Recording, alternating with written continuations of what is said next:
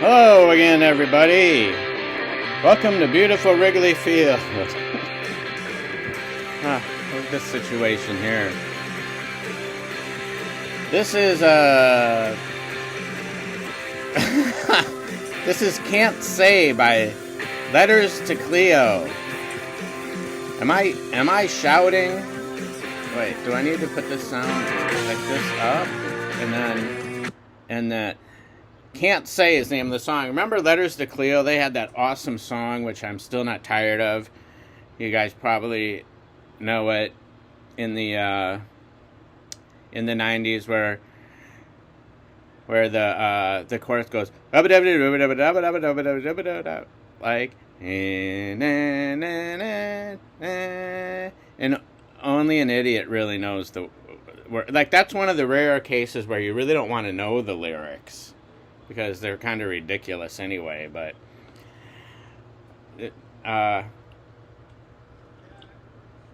this, by the way, this is not a Walgreens reveal video. I have something else to talk about. This is my my Minnesota Daily coffee mug that has the flags of all the Minnesota dailies through history, and the best one of all is this one because it conveyed the irreverence while we kicked your ass of the whole deal. And then when I was there, it went to this one, which I didn't like, because in part also because there's the state of Minnesota there, but we were University of Minnesota Daily. We didn't cover the state. It made no sense, but despite some limited influence I had at the paper at the time, that was beyond my ken. And then this situation here I want to talk about. This once was a white t-shirt. It's really seen its better days, but it's so comfortable. It's not really a public shirt. It's more of a private shirt. You know what I mean? You have sleeping shirts, and then you have like your public shirts, and then you have your... I don't know what's going on with my hair today, like every other day of my life. I think that stuff's working. It is working, I know. I missed a day or two, but it may not look that... Like, I don't know what it looks like to you guys, but to me, I always look like crap in this camera, more so in real life. Seriously, like, in real life, I don't look this bad. I'm just telling you. I look bad, but not this bad. And this shirt, by the way, it's kind of army-ish shirt. I've had this probably for, let's see, well, since the late 80s. Seriously, it's held up. It's awesome. It's comfortable. And then this button here, and this isn't why I'm here to talk to you, but that's the late, great Joe Melnick from the Beechwood. Sadly, no longer with us. Think about Joe a lot, wearing his Pope hat. And these were made, I think, by Kim from the Beechwood. Pretty sure she made them when we had our memorial tribute for him. And I must have been wearing this shirt, and now there's just no way I'm ever going to take that off. I don't care if people who see me don't know what that is, because I'm not wearing it for other people to see, like send a message to anyone. That's for me. That's the same thing. I had this conversation with someone recently about. So I don't really have like the tattoos or the certain signifiers. You know, I think that a lot of that stuff looks really cool. A lot of it's been gentrified and overdone or whatever. But I have my own things that are more just for me. So, for example, like these dog tags I've worn for 20 or 30 years without taking them off. And they used to, if you can kind of see that there was writing on here and dice, they used to have color, and maybe the color wore off because I wore them in the shower too many times. The red dice, and the lettering was filled in, and it's Martin Zeller and the Hardways. And these have particular meaning for me, not just because of Martin Zeller and his band, the Hardways, which was a different band after the Gear Daddies, which is one of my all-time favorite bands. But it was because the particular night that I got these is a particularly personally meaningful evening to me for many reasons that are very important to me. And then recently, well, maybe last year or maybe during the pandemic, I got the 45 insert. This was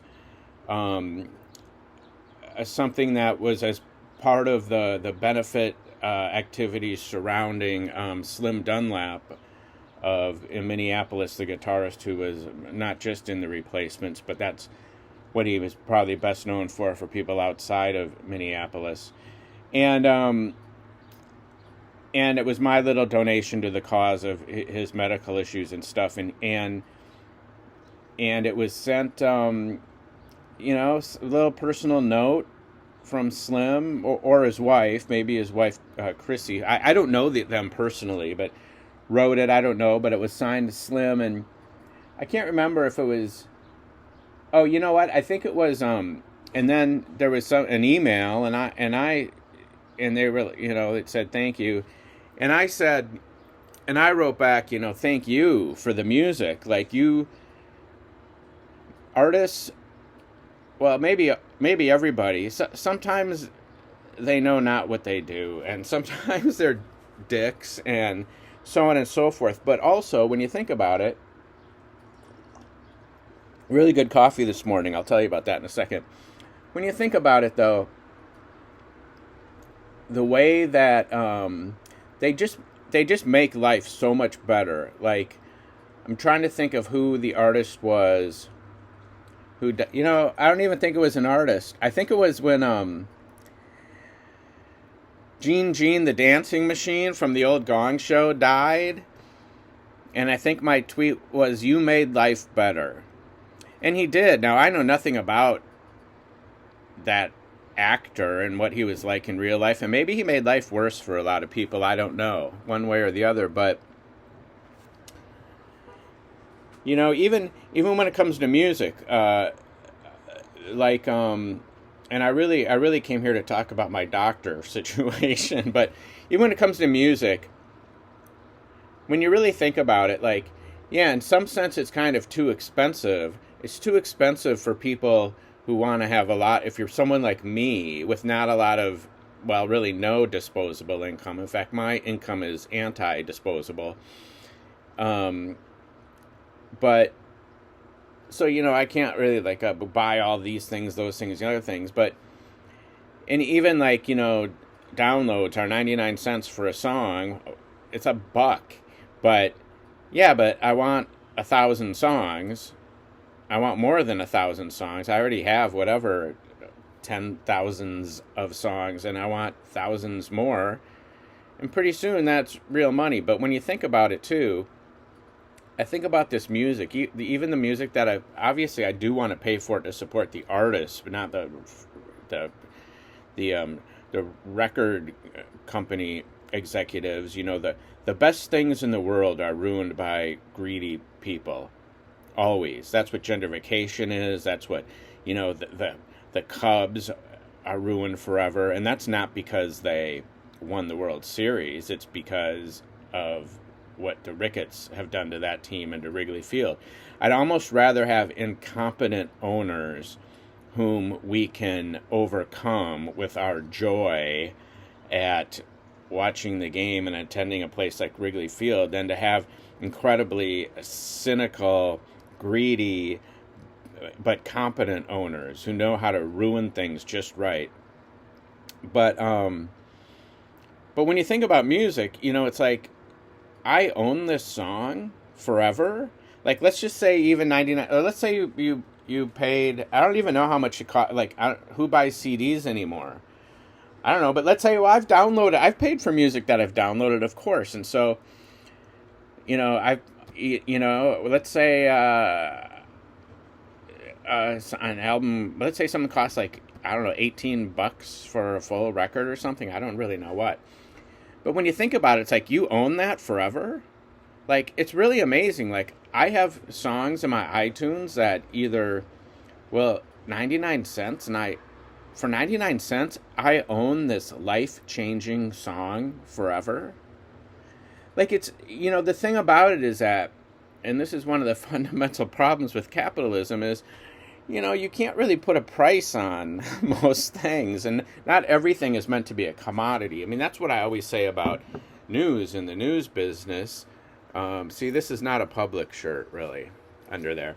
That's what I say about the news business, about all these things about business models, and, for a while, people were trying to do, like, at the end of the story, like, here's how much it cost us to produce this story, and, man, I might put color in my hair. I had a little bit of blue in my hair a few weeks ago. Anyway, and I haven't had, like, a proper haircut for a couple of years. I've just been butchering it myself, as if you couldn't tell that. And I don't really look this bad, and, but anyway,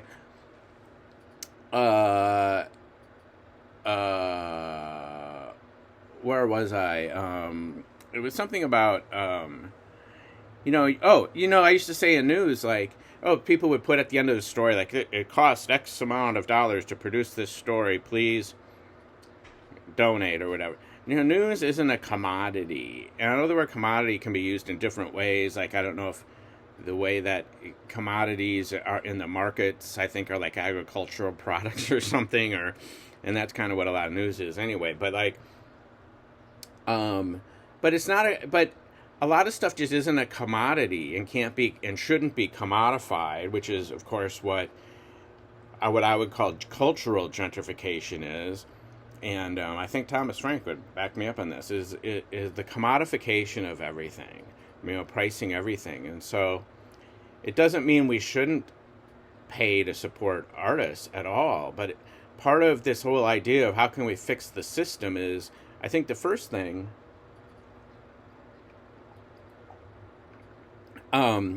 is to recognize that these aren't commodities. And so you need to think in a completely different way about how you're pricing these things. Like, maybe it shouldn't be that a song is for sale. Maybe the song comes with some other thing that you're doing, or that's where you could have something like, a membership or subscription kind of thing. Is like, I have a membership to the Gear Daddies, and that means that I get, among all of these other things, I also get access to their songs online or something. But also, of all the things that you want to make affordable, music is one of them, because, first of all, it tends to be more important, life-saving important to younger people who don't tend to have money except for dipshit rich kids. But also, but not just young people, but also just because it's just so important to so many of us. And for those for whom it isn't, I feel sorry for your soulless experience. But anyway, that's a whole other conversation about music. And I don't know how I got onto that, because I'm really here to talk about my doctor situation. Here, first let me tell you this. And I tweeted this morning. You know how you can make your coffee taste really, really good in the morning? Which is what's happening right now. First of all, I use that, I can't remember, I showed you guys last time, I showed all three of you last time the kind of coffee I discovered that I really like. It's a French vanilla something brulee or something like that. And then I like Chobani creamer. They've got all these different kinds of creamers, although I go pretty light on it. And now I'm using an oat version, because I think I might have just a slight tinge of, I'm not lactose intolerant, but I think maybe just a little tinge of it. And I stopped putting sugar in my coffee, though, because I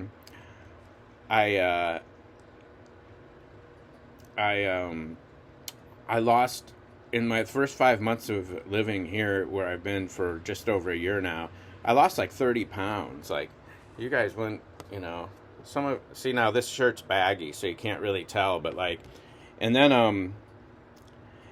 and I'd say like some of it, 5 to 10 pounds, has probably come back as I finally gave in and started ordering pizza and stuff delivery again. But one of the big ways was to just, sugar. I love sugar. I have a total sweet tooth, but sugar is kind of the enemy, way more than fat. Hopefully everybody knows that by now. But and it's really bad when you buy something that's because it's low fat, but they've replaced it with sugar. And so there's this whole thing where the federal government has totally contributed to obesity issues in this country because of that. Their dietary guidelines are upside down. But anyway, even though that's just a tiny little bit of sugar in the coffee, I don't know if I ever really felt like I tasted it, that it sweetened the coffee.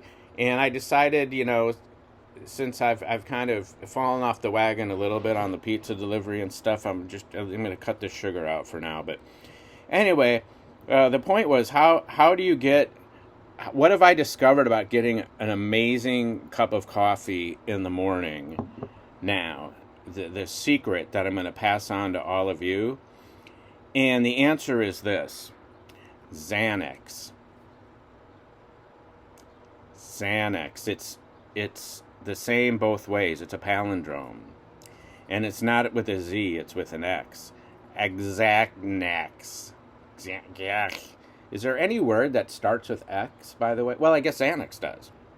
See, that's how magical this drug is. Now, see, the thing is, I think I may have talked about sleep issues in a previous video, and even shown you some prescriptions.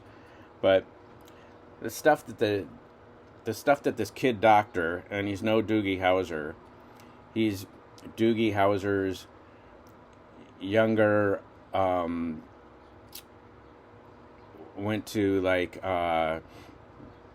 online medical school based in the Barbados or something. That's not like an ethnic racial thing at all, because he's white and looks like he grew up on the North Shore or something. Probably that's how he got into medical school, because I don't think he's that bright. But the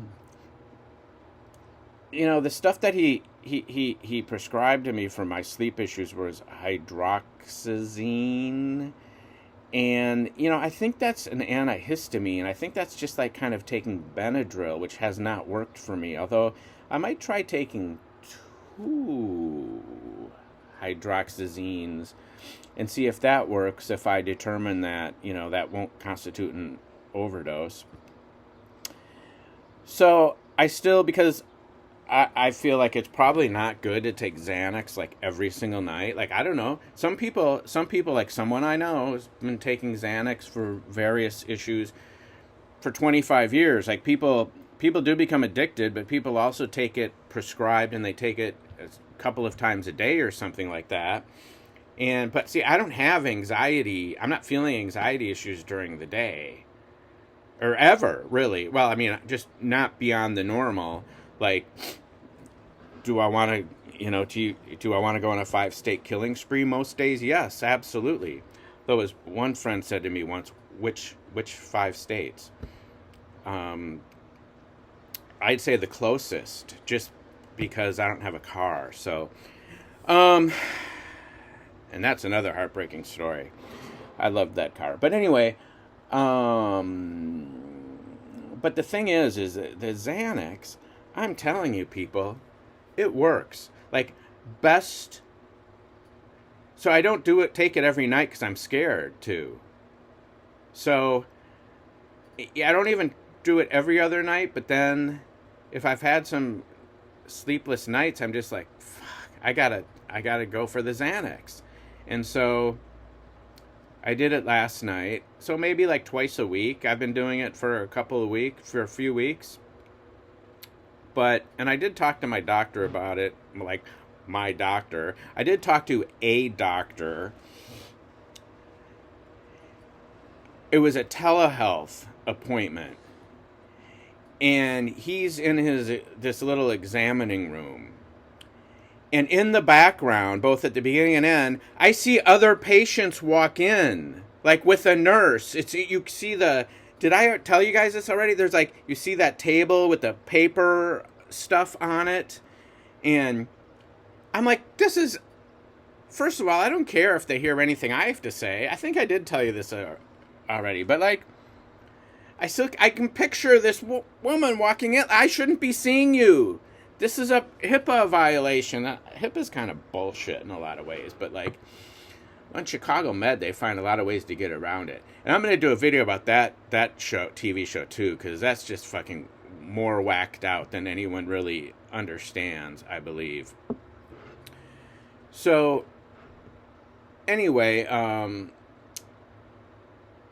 yeah, so this Xanax, what I do is, this is how what I figured out is I take it about 8:30 on the nights that I take it about 8:30, because it's not like it kicks in right away, like, I take it about 8:30, and then I'll just get sleepy, like maybe around 10, maybe 11, maybe 10, and bam, I sleep. Now, normally I'm more of a late night guy, and I wouldn't sleep as early as 10. That's early for me, but what I found is if I take Xanax later, I'll end up like sleeping until noon, and I really can't do that, because I got too much to do. Like, I have to make these stupid videos for both of you who are watching.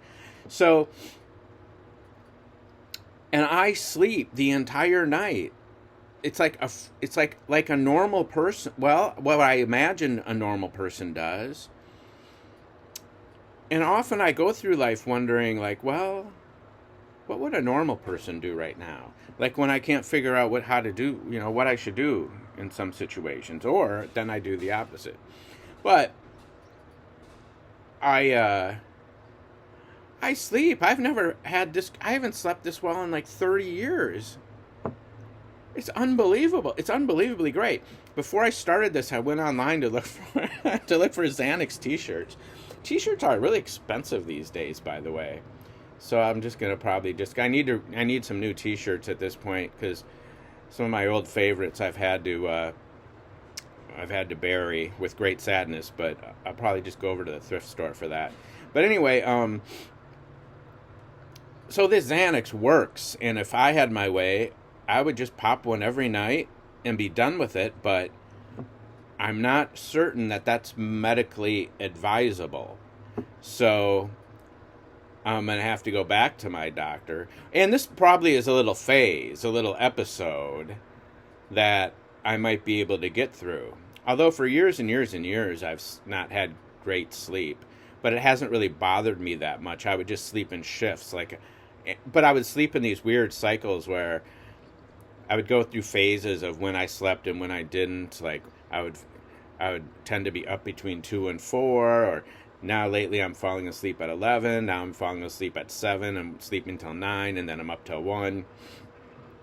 I worked my way around it, but this is just like phenomenal. So another thing I was thinking is maybe this hydroxyzine, maybe I need to take I did that because I went this too. Anyway, I'm 23 minutes into this video, so I think I'll tell you. I was going to tell you about my my doctor situation, but I'll have to do that some other time. So anyway, yeah, Xanax, man. That's all I have to say. Oh, yeah, and then I'll have to save this for another time too. This whole thing about when you have like sweatpants and the string breaks and how to thread. Yeah, that's a whole other thing. So, this has been. No, it hasn't. The Beachwood Radio Sports Hour. Wait, let's close out on. This is Anthony Tonin with Bird Brain.